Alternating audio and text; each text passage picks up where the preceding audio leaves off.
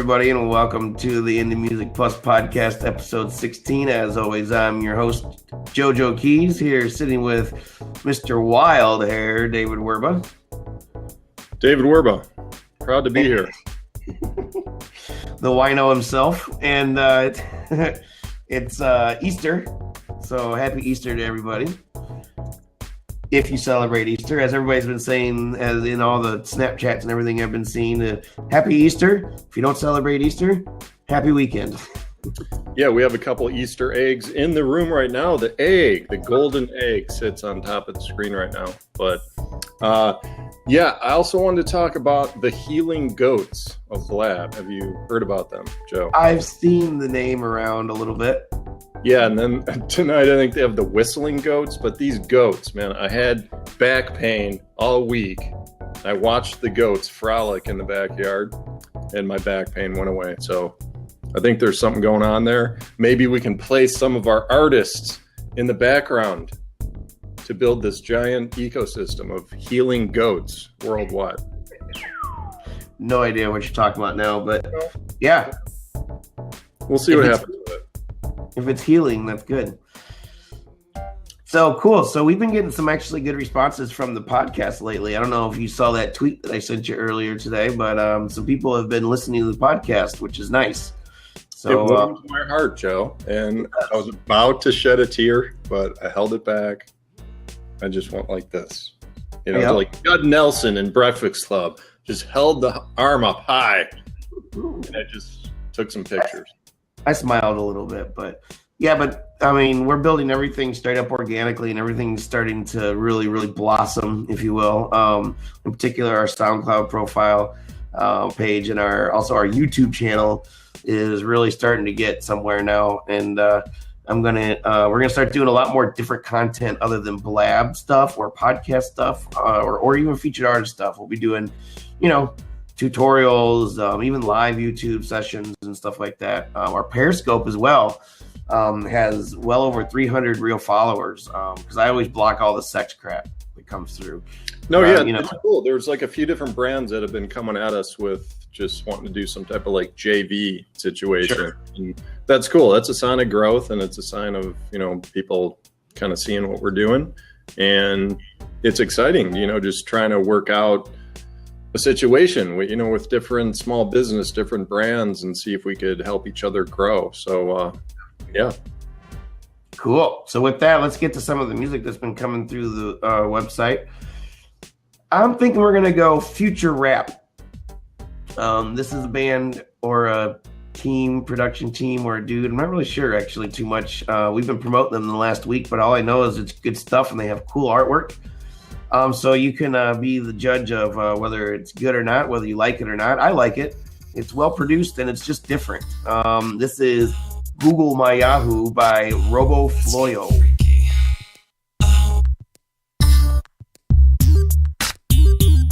Open your browser and show me your domain. I'll run a diagnostic on your mainframe. Then I'll check out your website and make sure your security is tight. Norton told me you're virus-free. I'm going to upload my file to your IP.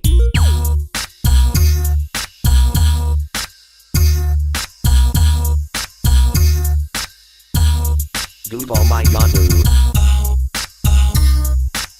If you want my Disney near Wazoo. Let's get freaky.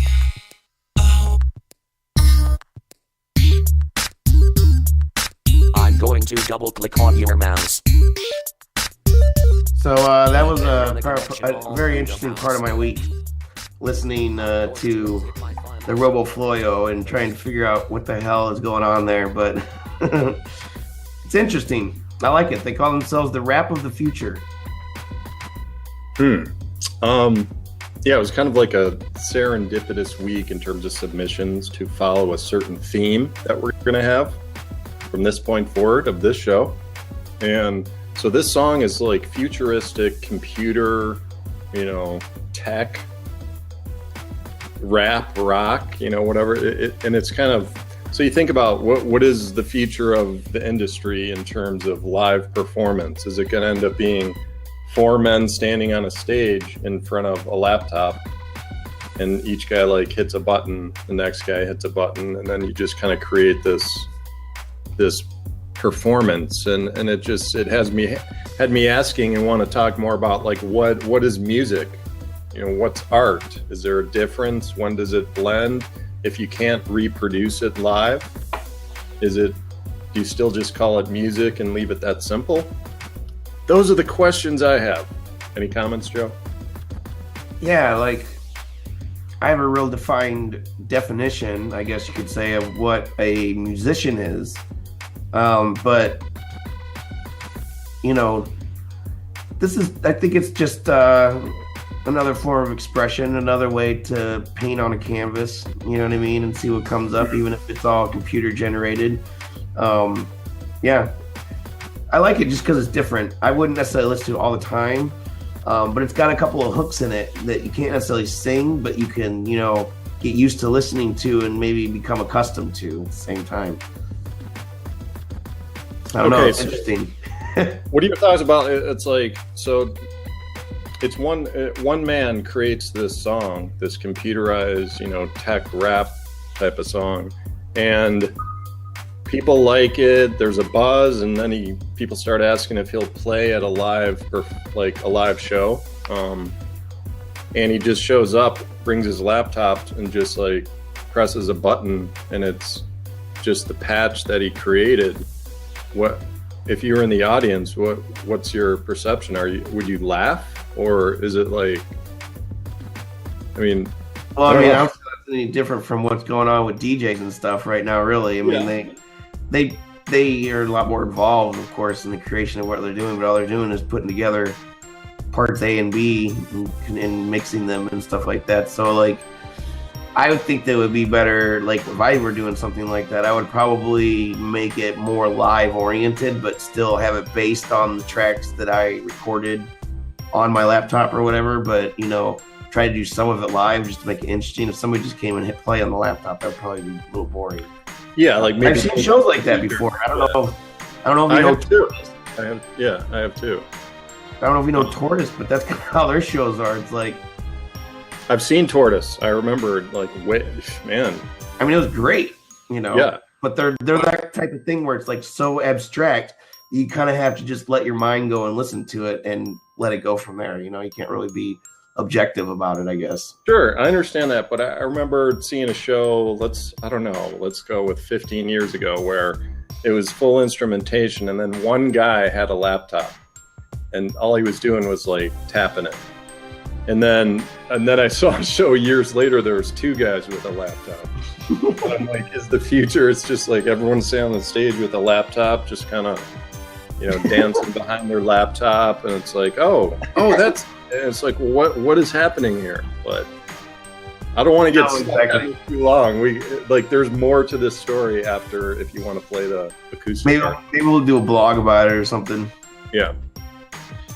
Cool. No, that's great. I like that though, because this is probably one of the most unique submissions we've actually had, like, ever. So cool. So let's mix it up. Let's go back to some real instrumentation here. Not really real, but I guess let's say organic, so that nobody gets their feelings hurt. This is another guy we've been promoting for a few weeks now. This is Jake Amason with his song "Love Each Other."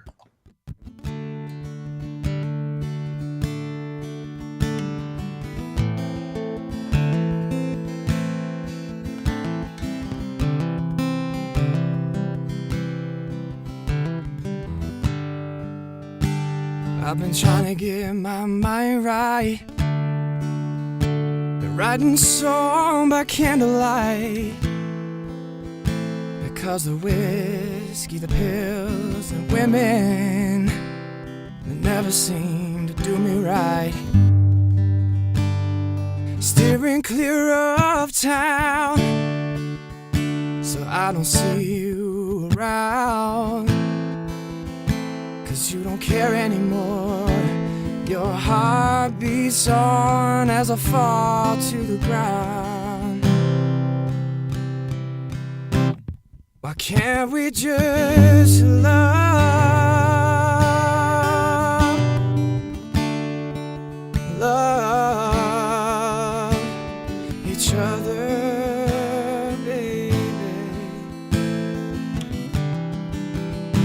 Jake Amason with Love Each Other. He's got a good style.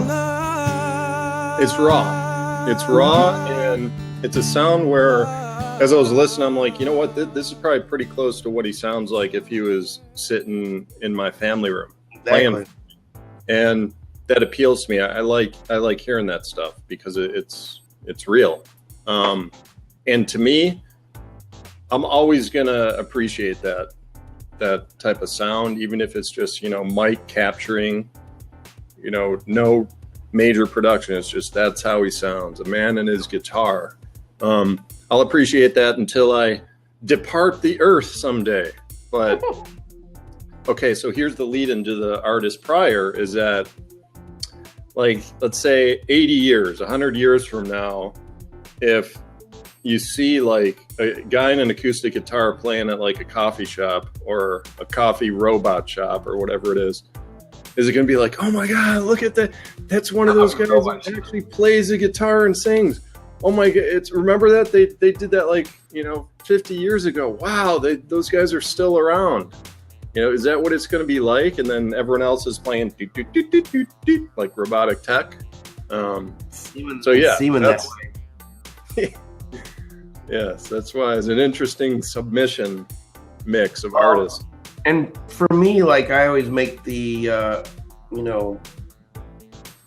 the statement or whatever about people using these, cookie cutter software programs that make music for them. And then they're like, hey, I'm a producer, hey, I'm a producer. It's like, oh yeah? What instrument do you play? Or how do you, what do you do to produce? Oh, I use Cakewalk. It's like, oh, what version? Oh, the free version. Like, oh, dude, no, you're not a producer. Yeah. Like, you like to color paint, music together. Paint by numbers. Yeah. Paint by numbers. Sorry. Yeah. Exactly. So anyway, I think like the way that the electronic music is going, it's like there's still got to be some thought behind it, and like some art and even music behind it. Some real musical training to actually make it sound like really, really good to me. Because when I can tell when somebody just copied and pasted a couple of things together because they don't fit. Maybe they're not the same key or something. And it's like, yeah, I mean, this is debate. This is something I'd want to talk about at the round table as well. It's debatable. Like, until you said that phrase, for it to sound good to me, because it's still art. Even though the guy is like just painting by numbers, it's like that's all he knows how to do. It's his form of art. It's probably not going to sound that good to the majority of people, but usually, like, when an artist or a musician, once they better perfect their craft, that's when people start to take notice and appreciate it more, just because it's more pleasing to the ears in some way. But yeah, it's still art. Yeah, like I like the crazy EDM stuff or whatever, they're calling, the kids are calling it these days, where it's all those crazy noises and stuff. But if it's like Skrillex or whatever, but if it's done like in a musical way that makes me bob my head, then music, but it's your body doesn't lie. I mean, if it's like, it's like, I like this. I mean, it's, at the same time, I know stuff that I don't like, other people are going to love. So I try not to like be really too judgmental on things, but like when things aren't matching, like the keys aren't matching, or like, instruments sound like they're like just not jiving right, that tells me something right there. So, but if things are locking up and it's making a nice soundscape for me or whatever, then it's great. So anyway, who's next? Thank you for asking, because that's where I was going next. This is another guy we've been promoting for a while. This is a rapper by the name of Swade, and this guy just has really stuck out to me in the recent past. Just another raw, but a different kind of raw. So this is Swade with his song "Get It." In the kitchen, and flipping, breaking the pigeon. Woo! You know I'm the plug and I deliver it. Soon as them bricks come in, we shipping it. I got young niggas whipping it. In the kitchen, and flipping, breaking the pigeon. Woo! You know I'm the plug and I deliver it. Soon as them bricks come in, we shipping it. I got young niggas whipping it. Right in a 30 sounds on the 9. Cut it with the soda and break it down to 9. I ain't selling weight, I got nicks for dimes. I ain't selling weight, I got nicks for dimes. Throw a little ice and let it dry. I can see a snitch from a mile. I got shooters on dial. Call my younger Vito up, he crack your smile. Every case I'm I'm spanking it, ain't showing up for trial. Any threat, I'm banging it, the gun lift a cow. Knock off a nigga smile, it turn a nigga round. Knock off his eyebrows when his face hit the ground. Hit him with the pound, lift him up off the ground. Look deep in my eyes, my soul lost and found. I'm crazy in the range, I play with them things. I got young niggas hitting the whip and play with the tag.